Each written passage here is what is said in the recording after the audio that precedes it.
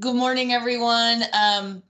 We have a special class today. You won't hear me droning on. We have special guest Jamelyn Ebelacher, who you're seeing in the screen there. So Jamie is here to discuss her background and her knowledge and practice of Pueblo pottery's ceramic techniques, and how that sort of relates to her missions in the world, right? So Jamie is an amazing multifaceted artist, so trained as a graphic designer, and then also works as a producer on a number of really important events and public performances and things that occur around the country. And so we'll hear about all of this, I hope. And Jamie has said that you are all very welcome to offer questions and comments in the chat as we normally do. And I will be sort of monitoring as we go so that I can let Jamie know as things pop up in the chat, and we can make sure that we get questions answered and things like that. So without further ado and taking up any more time, please welcome Jamelyn Ebelacher. If you're seeing the chat, we've got folks sending happy penguins and things. So penguins, love it. Singitamu kuntawaha nawehea. Good morning, and thank you all for being here, and thank you for having me. My name is Jamelyn Ebelacher. I go by Jamie. In some Pueblo circles, I'm known as Potsawe, which means blue water. That's my given Indian name. And today I'm going to be giving a presentation about Pueblos and pottery. I'll go ahead and share my screen here. Can everyone see this? I'm assuming yes. Okay, great. So I just want to say that I am currently, my screen's flickering a little bit. Is anybody else getting that? It looks solid to me. Cool. So we'll go with that. I just want to say that I'm currently staying in Lake Worth, Texas, right near a fighter jet air base. So at any time, if I mute myself, it's because they're doing a flyover, and it's exceptionally loud. But we'll begin today. I just wanted to give an overview of the area where I'm from, where my people are from, and then talk a little bit more about what my family does artistically, and where those traditions and techniques came from. And like Leah said, if any of you have any questions, drop them in the chat. She'll let me know when those pop up, or just feel free to insert yourself. So a little overview of the tribes in New Mexico. These are the current federally recognized tribes in New Mexico. Each of those little red dots is indicative of a pueblo. We have a combination of Apache and Navajo or Dene and Pueblo peoples. As you can see, we have quite a concentration of Pueblos in the north. Those are known as the 19 Northern Pueblos. And nestled in by Los Alamos, you will see Santa Clara Pueblo, which is where I'm from. In the Tewa language, it's known as Kapoawinge, which means Valley of the Wild Roses. My ancestral peoples come from a place called Puye. Puye is located on the Pajarita Plateau, which is very sacred lands for our people. Around 1900 AD, there was an influx of tribes to the area who created this vast structure. This was a multi-storied home complex built into the rocks above our present day Pueblo. As you can see, there's a bunch of little what look like doors and windows and little holes in the rock. Those little holes would hold timber for roofing, which we call vigas, which we still use in a lot of the architecture on the Pueblo today. This is another view of the southern complex at Puye, and a building that still stands and was partially reconstructed to show what it would have looked like. So you can see it was quite a massive structure, and at any given time there were probably upwards of 1,500 people living in Puye.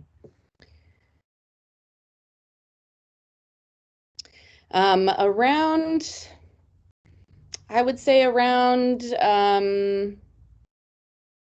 the end of the Pueblo IV era, which I'm sure Leah will get into a lot more as you study Art of the Americas. There was a severe drought that caused a lot of the villagers to move closer to the Rio Grande, and to what is present day Santa Clara Pueblo. Here we're starting to get into more modern structures. As you can see, there's metal being introduced, there's window frames, but traditional life was very much still thriving in this culture. As you can see, two women here are carrying food items and other supplies in baskets on their heads. If you're not aware of the history of Native American arts, a lot of the pottery that we see today evolved from baskets and basket weaving. So there's a wonderful history there that I encourage you to look into if you're a ceramicist or a basket weaver or a sculptor. The evolution of these vessels and how important they were to the culture. Now this is another picture from the 1920s. This is typically how women around the village would carry their vessels, and the pot that she is on her head actually has a little indent on the bottom so that it balances better on her head, and typically these vessels would carry water or seeds. This particular pot is a water jar. And we know that because of our oral traditions and because we still make the same exact pots today with the same exact shape. This is a colorized photo from Santa Clara Pueblo. These giant mounds that you're seeing there, we call them hornos, which is the Spanish word. And Tewa, it's bante. And in these ovens, we would cook fish wrapped in clay. We would roast corn. We'd make oven bread.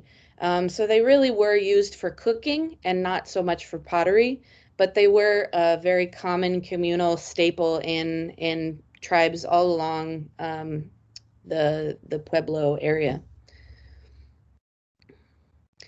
This here is a photo from 1932, I believe. This woman is practicing making pottery in the traditional way.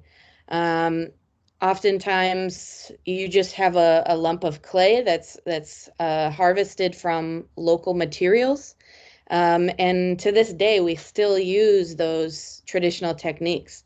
We go out into the mountains and find white pockets in the sand, and that's indicative of ash. It's a very volcanic area, so luckily it's very mineral rich, and there's all these resources for us to use. So to make Pueblo clay, you get a volcanic ash as well as clay from ancient lake beds, and you mix it together with your feet and try as best as you can to strain out all your leg hair and pebbles and anything else that may be in the clay as well. So this is a great picture of a young woman crafting a water jar.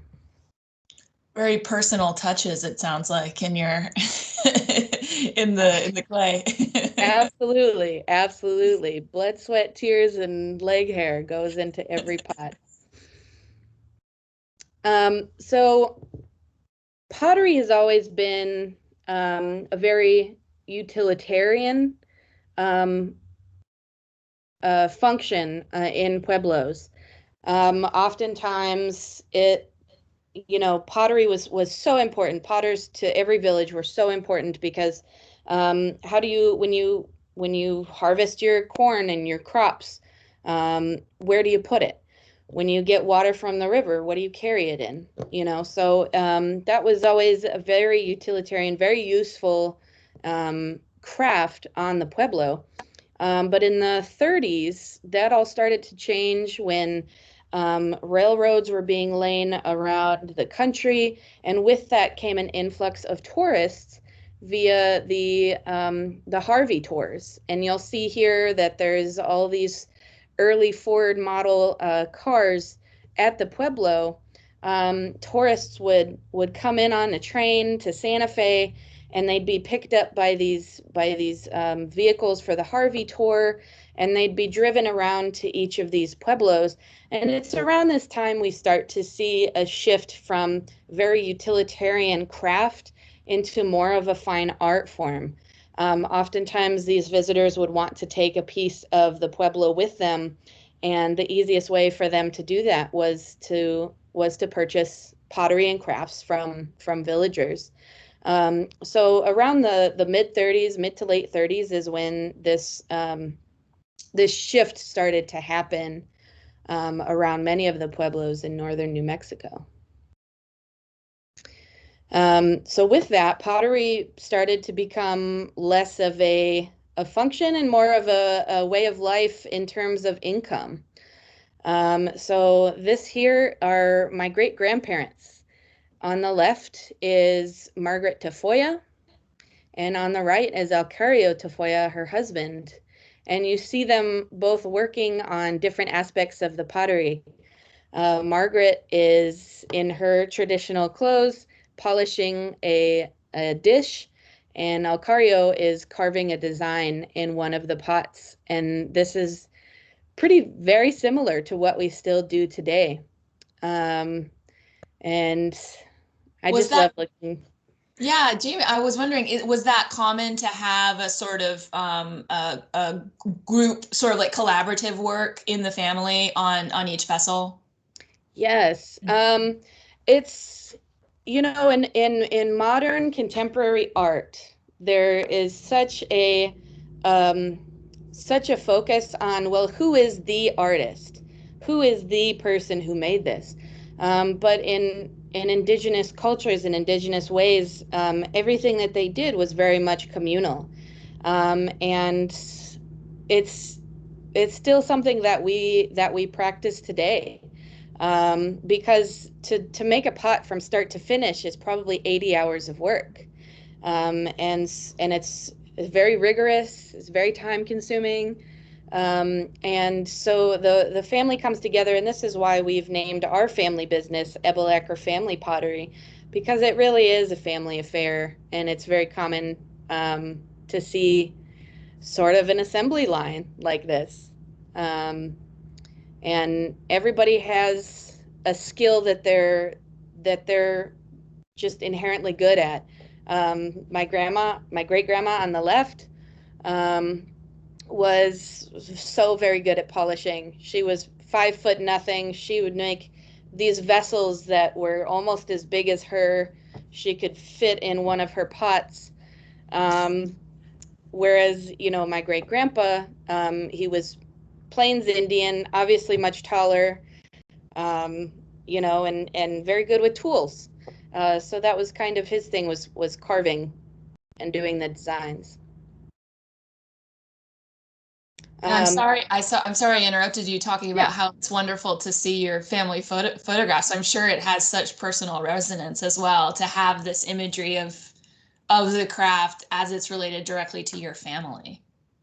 Yeah, it's quite a wonderful, magical thing to be able to go to most museums in the country and see some of Margaret's work, and some of my grandmother's work and my father's work, and just be connected to this history, and this legacy is such a monumental thing, and that I absolutely treasure. Jay had a question. Yeah. So to go back to your discussion of tourism, she's asking, did tourism hinder a lot of the normal daily lifestyle in, say, the Santa Clara Pueblo or surrounding pueblos? I would say it definitely had an effect, probably good and bad. I think with an influx of tourism and non-indigenous folks, there were a lot of new customs and things that came into the Pueblo that Pueblo people had just never seen before. Cars, for instance, weren't really prevalent on the Pueblo until, you know, much later after these tours started happening. So it's kind of like, we call it living in two worlds, basically walking in two worlds, where as an indigenous person you have your traditional heritage, and then you also have to contend with, you know, the encroaching strangers or outsiders who are bringing a lot of different understandings of the world to the Pueblo. Is good in that it helped to advance the technology on the Pueblo. It's bad in that it also led to, you know, just kind of a systematic oppression of a lot of that culture and traditions and language. Yeah, good question. So getting back into the pottery process, this is a picture of my great-grandparents traditionally firing pottery. And what looks like dirt is smothering a fire, and under that fire there are pieces of pottery inside. That is not dirt. That is animal manure.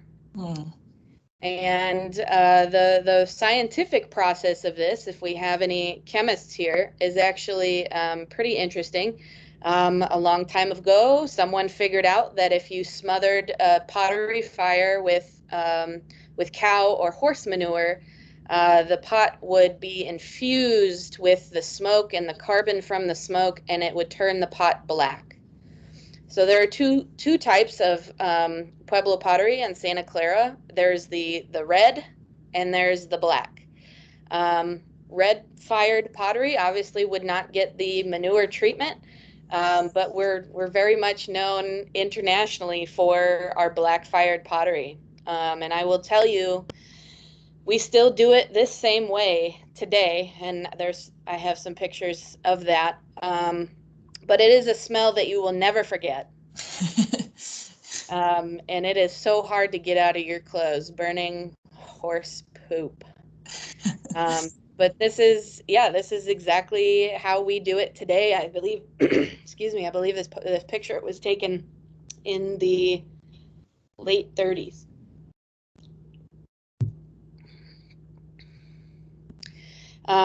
So this picture here, on the right, we have my great-grandmother, Margaret Tafoya, and we have her firstborn daughter, Virginia Tafoya, or later Virginia Ebelacher. And this process of the pottery making is polishing. So before it's ever fired, it is painted with red slip, and we get this red slip from the mountainsides. We find a nice red patch, we add a little water, and we paint it onto the clay and polish it with heavy stones. So you'll see here, this is a massive vessel that requires 2 people. It is such a process, let me tell you, because if you mess up one area, you almost have to sand it and do it again. My great-grandmother Margaret had 13 kids. Virgie on the left was her first, and we like to say that she single-handedly repopulated the Pueblo with artists, because she did. Every one of those 13 kids had multiple kids who had multiple kids, and most all of them are today practicing artists, either in ceramics or in basket weaving or in jewelry or sculpture. I mean, it's so diverse and beautiful that she just created this whole generation of artists. That's amazing. Corey Ann has a question about, I believe it's focused on the manure technique. So she's wondering whether there's stories, relevant to the sort of discovery, the sort of like origins of these traditions, and these processes, maybe, stories or sets of mythologies that are relevant as folks learn about them. Yes, I know there are a lot of oral traditions that have been passed down. Unfortunately, a lot of that information has been lost, at least to my family. One such example of this is that early pots were waterproof, and they no longer are, because that knowledge has been lost to us. And a lot of this happened during the time when there was an influx of non-indigenous people to the Pueblo. A lot of native people left the Pueblo to go to school or to travel or what have you, and we've lost this knowledge. So I know that those stories are out there, and I know that knowledge is out there, but to our family, we have lost that knowledge, unfortunately. Yeah, thank you. It is unfortunate, but it's interesting to know that there's a potential out there, Right. It's definitely on my to-do list to one day find the secret to waterproof pottery again. Keep us up to date on that. Yeah, absolutely. So I'll finish this particular section with a photo of my great grandmother Margaret. As you can see, fully blinged out in her traditional native wear, with one of her pots that she's just so famous for. This particular pot we call a wedding vase.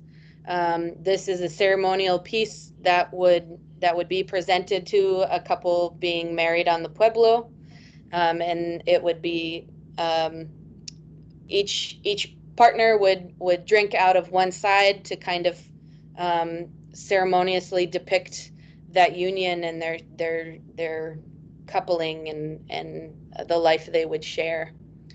I believe this was one of the last pictures taken of her in her house. She lived until about 2001, I believe. Great lady. So we'll shift a little bit into contemporary pottery and how we still make it today. This here is a photo of my father kneeled down by an ancient riverbed. And what he's looking for are the rocks that I'm holding in my hand. They're not actually rocks. These are pieces of ancient clay. So at one point, the rivers and waterways in the canyon were much more prolific as they flowed into the Rio Grande. Over time, those dried up and created what you see here, which is a very flaky, very fine, very shiny material, which is one of the base materials that we use to make the clay. And again, the clay that we make is made with this dense material, ash from a volcano, and sand, and that's it. And leg hair. Yeah.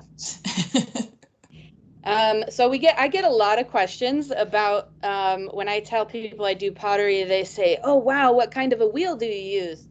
And my question is always, we don't use a wheel. We have traditional techniques that we stick to. And you'll see this long thing that looks like a snake. That is how we build the next layer of a pot. So you have a pot here in the middle of construction, and it's sitting in a bowl that we call a puki.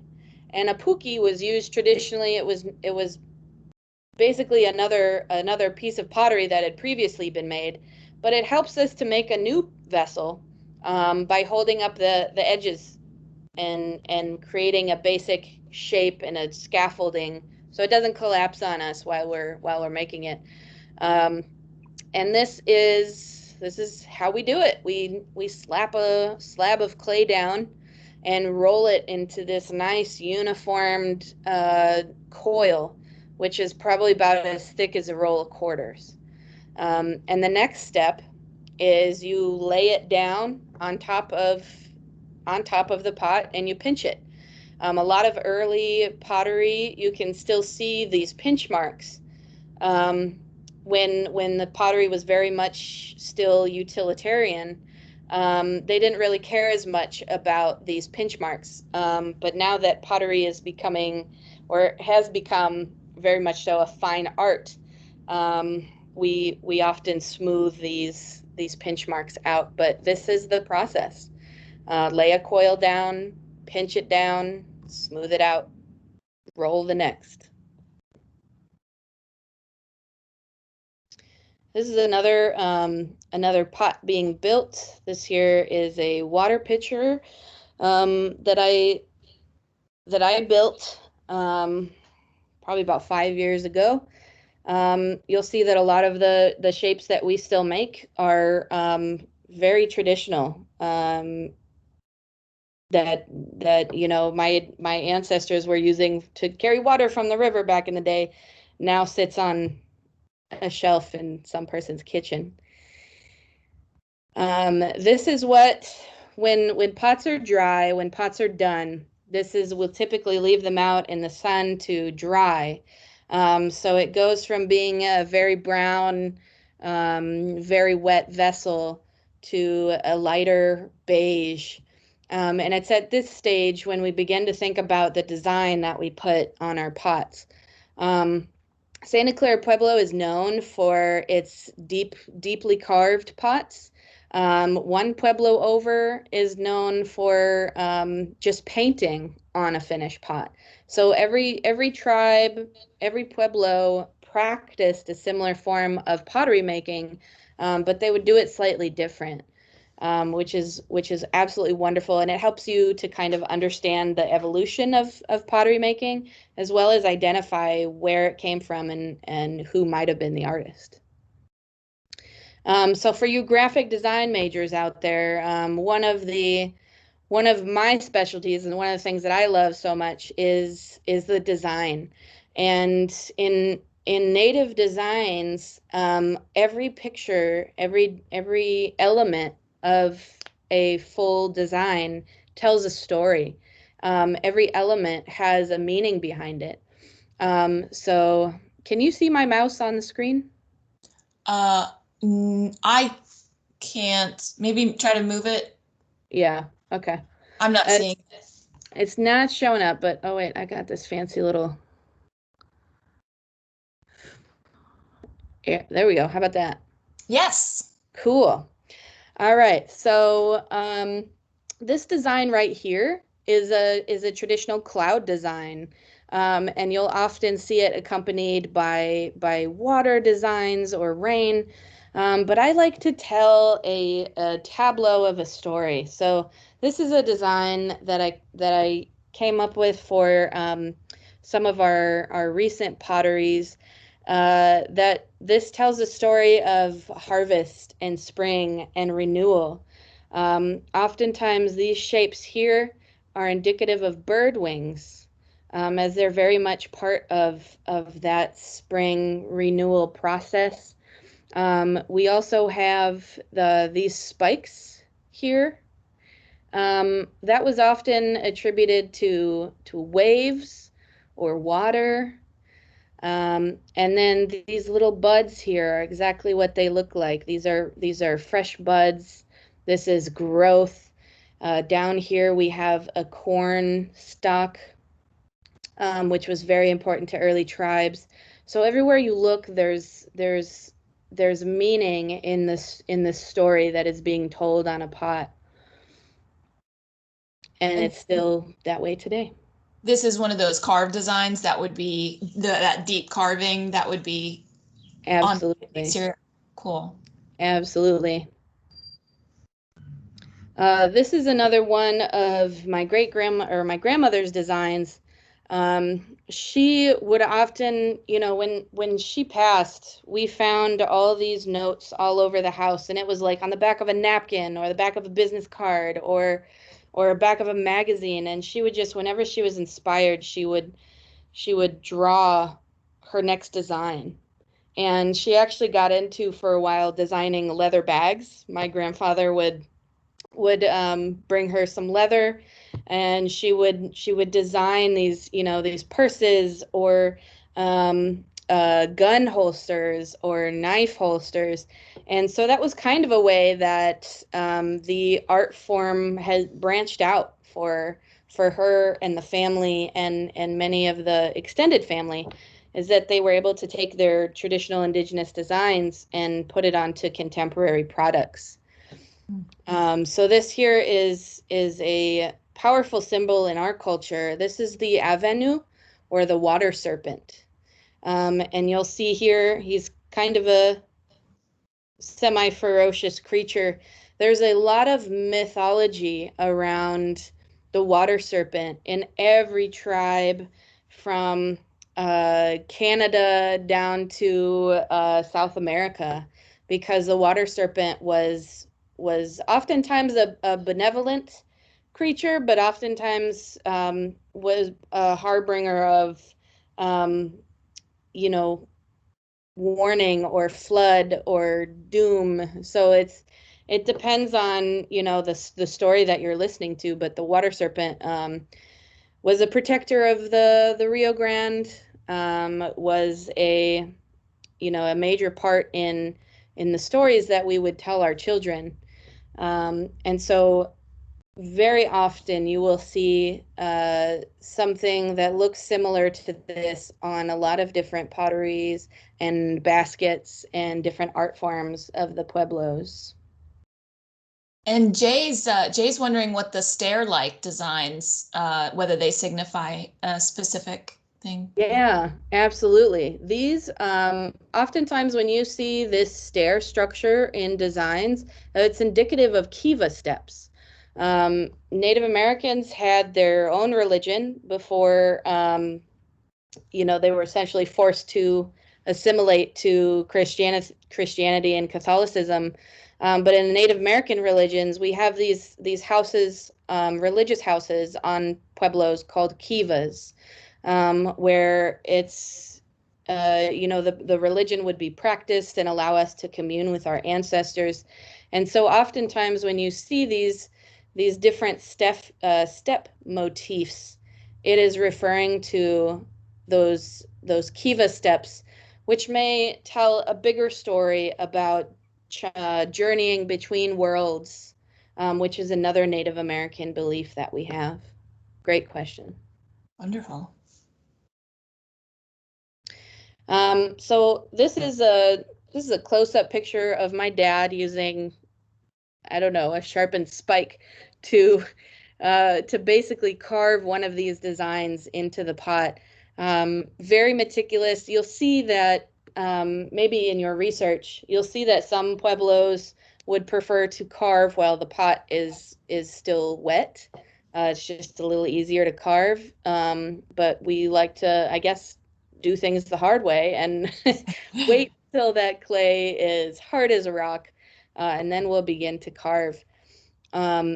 This is myself. You'll see with my handy tool belt, handkerchief on my head, carving a massive water serpent into this massive water jar. You can see the avenue here.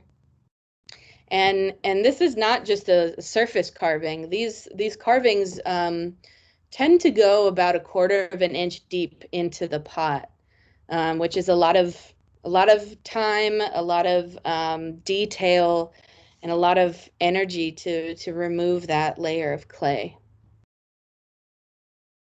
Wow. Yeah. So Jamie, were you ever impaled? I just get concerned when I see this.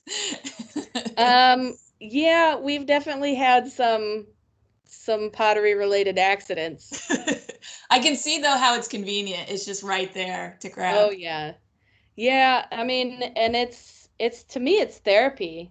Mm. Um, you know, to be sitting there in my little camper chair listening to my music and doing this, practicing this art form, it's really very grounding for me. And sometimes you slip up, and pottery injuries are very real.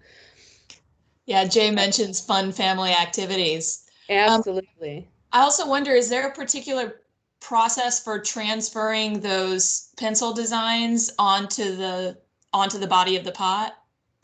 Yeah, so in in previous generations, a lot of that transfer was done by hand. It was just like you sat down with a pot and you just started carving. And nowadays, I like to be a little like more intentional and a little careful with how I place the designs. So I'll often draw out the design on paper and transfer it to yeah, transfer paper. Mm. And then you basically you trace the design on both sides. It's a very long process. You trace the design on both sides and then you place it on the pot. And you have to also kind of be mindful of the curvature of the pot and the 2D aspect of your paper and how that all lines up. And then I just trace over again once more onto the pot and just put pencil marks where I'm Mm. intending to carve. So it's a because it is now a museum quality art. There is a lot more care that goes into placement of designs. Mm. I think this photo really documents that. Yeah. Edward has a question. Are there ever mistakes when carving the designs? And if so, what would you do with the pot, with those pots that have mistakes in their designs? hmm Great question. And so oftentimes, and this is a firmly held belief in our family that the pot is a living being. It is made with materials from the earth and it has a spirit. And the pot, even while you're building it, even if your best intention is to make it a certain shape and put a certain design on it, the pot is always going to tell you what it wants. And you just have to understand that and roll with it.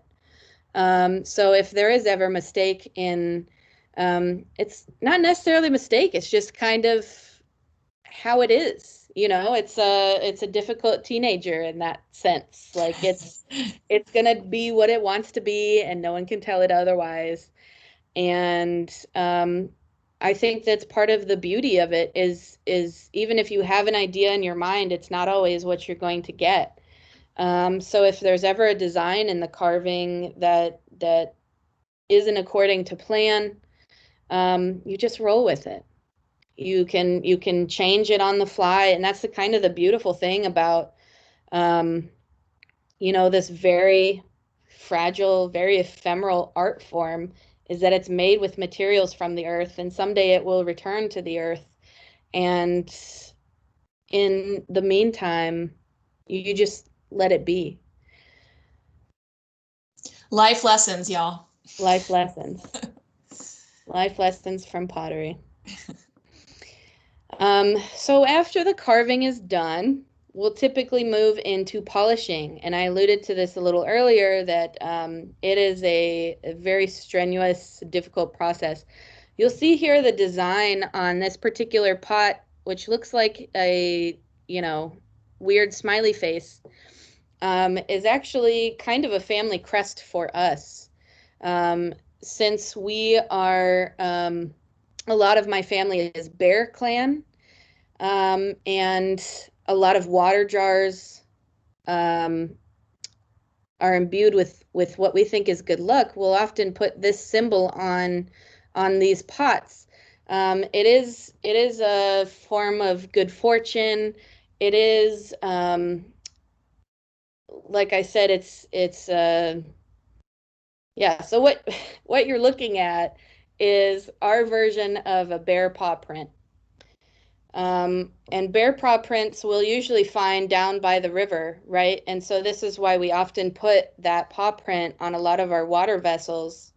Again, there's such a big relationship between our art form and our way of life and the natural way of, the natural order. And so Native people still to this day will emulate that in their artworks. So whenever you see this, it's not a radioactive smiley face, it's a bear paw. And you might see that often as you research more about Pueblo pottery. In this bucket over here is red earth pigment that we've taken from, we will literally stop on the side of the road with plastic bags and just hop a fence, grab some slip, we call it, and run back to the car, because there's so many different versions of red pockets.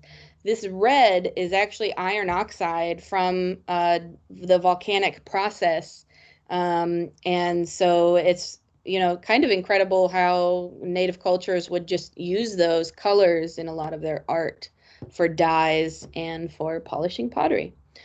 And lastly, these stones here, these are hematite. It's a very heavy stone, and you'll see that, some of these are very worn. That's because they've been passed down through my family for generations. This is how we polish the pottery. You paint on a layer of the slip, and then you just start burnishing and pressing this slip into the clay until it's shiny, which can take upwards to 2 hours depending. Is there a process for, like, I guess you have the different sizes of the hematite stones to get into those grooves of the handles and things? Oh yeah. Yeah, a lot of cultures families will pass down fine china or tools or whatever, but this is the tools that we pass down. And so a lot of the smaller stones, the tiny ones for getting in the cracks, those are very coveted in Pueblo families. They will oftentimes be put into wills nowadays, like who gets this stone and who gets that stone. It's you can't do the pottery without this process, and so it's those are things that we hold precious and hold dear. This is a photo of my father polishing this particular pot. It is each panel. We like to break it up with the carving, but each panel can take up to 2 hours to fully get to that shiny point that you're starting to see in this photo. Oftentimes the clay will dry out. You'll have to start over. If you get it wet, you'll have to start over. So it's very time consuming, a lot of patience is needed for these processes. Now this is the modern day firing. You'll see that we have basically welded our own cage for the purpose of firing. And this is a large red vessel that we're intending to turn black. We'll go through that process a little bit today. But the fire underneath is warming up the pot so that it doesn't have that shock when it's fully engulfed in flames. So we're warming up the pot here. Since this is fine art, a lot of artists nowadays have employed this use of putting the cage around the pot, because any little piece of flaming horse manure or wood, if it drops onto the pot, the color is going to come out uneven, and unfortunately it hinders the sellability, which is to me ridiculous. But this is the process, the beginning process. We're warming up the pot. You can see the piles of horse manure in the back. And then while the fire is going, these cedar boards are placed around the outside. We're basically creating a cage out of wood now, for this pot. It's very fast paced. It's kind of scary. But you just, once you start that fire, you have to follow through. This is a picture of my sister squatting in the poo pile. As this inferno is just starting to go. Now it's a really tricky process because you have to check often. You have to pull those boards back while they're on fire to check for the color of the pot. Oftentimes we know when it's done by the color that it is. If it's a nice chocolate color in the fire, it's done. It's fired. If you want it to stay red, it's time to come out of the fire. But if you want to turn your pot black, like we're doing, you smother it. And so this is also a very quick process. You have to, this is usually could take anywhere from 2 to 4 people, depending on the size of the pot, to cover quickly the fire and smother it in manure. And you'll see we still use the same technique of propping up the pile with bits of wood. So once a fire is covered, smothered, you can probably expect to wait about 45 minutes until that fire, it's still going in there, but it's just smoking the pot, and every inch, every square, inch of the pot is being turned black from this process. And it is incredibly dangerous, as you can see by the slightly melted trash can in the background. Oh. Yeah, there's so much that goes into this entire process. But if all goes well, if the pot wants to be what it wants to be, it'll eventually come out looking like this. This is the finished product of the pot that you just saw being fired. It is fully black inside and out, and still has that nice shine to it. Here are some more examples of our contemporary art. As you can see, it's very different from the pieces I showed you earlier. There's a lot more design to it. There's a lot more artistic elements to it. It's aesthetic fine art. You've got some wows in the chat and various things. Folks are loving it. Thank you. Yeah, I'm in awe of what we do, just because I know how much time it takes from the start, collecting those materials from the mountains, to getting it into a light box to take pictures, is just so many hours and hours and hours of work. But I will never stop doing it, because I love creating something that is so ingrained and interwoven into my family history and my family legacy. Here's some more of our contemporary stuff. On the left is one of my sister's designs. She went to art school. She's very artsy, likes to push the boundaries of our designs, which I love. And she has also used micaceous clay, which is another clay found locally in the area, as part of the slip. So you'll see that this is a little more gold. This is a rose gold. There's a variation here. And it's just so absolutely beautiful. And it's another example of how Pueblo people today are still evolving the art form. On the right, this one is my dad's pot. This one's probably about 20 inches tall. And this is the hummingbird pot. 20 inches. Okay. Wow. Yeah. That is a very pretty hummingbird right there. and I'm seeing like the influences from the past right now, with like all the design surrounding the hummingbird. Mhm. It's very beautiful.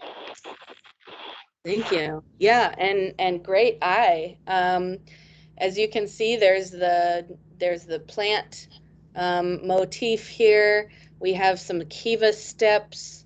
There's some flowers over here, and similarly with the pot on the left, we have the clouds here. It's deconstructed clouds, as she would say. Um, kiva steps and the flowing water. Um, so it's so wonderful to see how, all of these artists who came out of the, Margaret Tafoya, our matriarch, how everyone has a different style. They do the same pottery and make the same vessels, but everyone does it differently. Well, Jamie, I wish we could, stay for another hour. But we do. So our classes ended at 10:50, and so if Oh, students well. have to go, I understand. But I think some folks may be able to hang around. And Dallas actually has a question. She's asking, on average, how much does a pot weigh? And I imagine that would be dependent on the size. But are these heavy objects, for example? Super heavy, super Hmm. heavy. Yeah, because and sorry about the time. I just have been talking for an hour and didn't know it. It's been lovely. So yeah, depending on how thick the clay is and how big it is, we've had some pots that were 3 pounds, all the way up to 50 pounds or more. So my dad likes to joke that he has to work out just to do his art, which is kind of true. And I'll just leave you with these last two pictures. This is my great grandmother, Margaret, at Indian Market. This is how they would sell their pottery on the streets of Santa Fe, New Mexico. You can see all her ribbons on these pots, and sitting there and just waiting to sell her stuff. And the contemporary view now, carrying on her legacy and her traditions, is me and my family doing the same exact thing.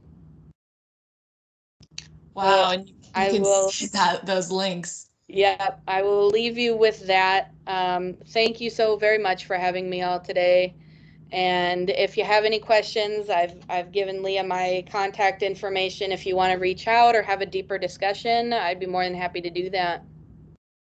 Yeah, and Jamie, so the website where they could go and see more of your work and your family's work is it's ebelacherfamilypottery.com or Correct.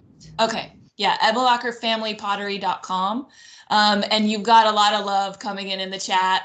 So they're all very, really appreciative of taking your time.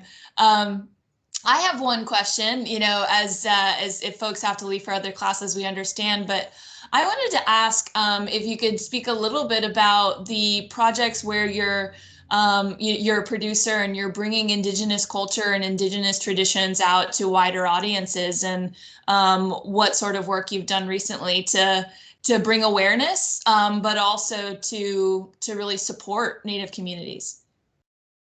Yeah, so I'll stop sharing my screen here if it'll let me.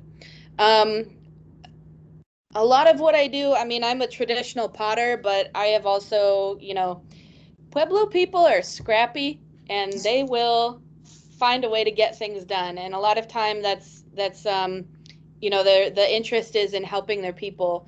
And that's how I've kind of found um, my my path in this current world, is that I am a producer. I work with a group called Indigenous Direction. Um, if you've seen, last year's Macy's Day Parade, you've seen some of our work. We brought the first ever nationally televised Indigenous land acknowledgement to national television. We work a lot with predominantly white institutions to help them develop their own land acknowledgement, and to really diversify and understand that there are other cultures out there that they can be supporting. And I also am working with a group producing a festival called Live in America, which is a massive performing arts festival from 9 different cities across the U.S. and Puerto Rico. I'm producing Albuquerque's contingent, and we're bringing a pop-up Two-Spirit powwow to Bentonville, Arkansas. For those of you who don't know what Two-Spirit is, it's an indigenous way of expressing, you know, LGBTQ. There's a whole history to this, I'm sure, but before conquistadors came, before Western religion came, a lot of cultures had Two-Spirit people in their tribes. They were people who were seen as not identifying as one gender or the other, but actually embodying both spirits, and the term Two-Spirit came to be. And that has fizzled out because of religion and because of, you know, conservative views. But we are making a concerted effort to center that indigenous practice and bring that back, yeah, center our Two-Spirit brothers and sisters for this pop-up powwow. So it's going to be really incredible. There's a lot of wonderful things happening in Indian country, a lot of people out there doing really good mutual aid work. And I'm happy to talk to you about that as well, if that's something that interests you. Yeah, Jay's asking when the Live in America event will occur. It is happening in mid-October. I can't tell you what the exact dates are because I don't know. And it's happening in Bentonville, Arkansas at the Momentary, which is a big spanking new art space. So definitely something, maybe as we all branch out after COVID, something to visit and to experience. And to learn, you know, to be there to learn. And just a little hint, we will discuss one very, very famous individual who identified as a Two-Spirit from the Navajo Dene tradition a little bit later in class. So thank you so much, Jamie. We're just so delighted to have you today. And again, any of you out there who may be wanting, you know, to learn more for a research paper or video project or whatever, you can definitely seek Jamie's info so that so you can learn more from her. So claps, thank you so much. Thank you so much. And I didn't hear any planes, so everything's okay. Yay. Yeah. So thank you so much, Jamie, and we're so pleased to see your work and to learn more about it. Absolutely, it's been a pleasure.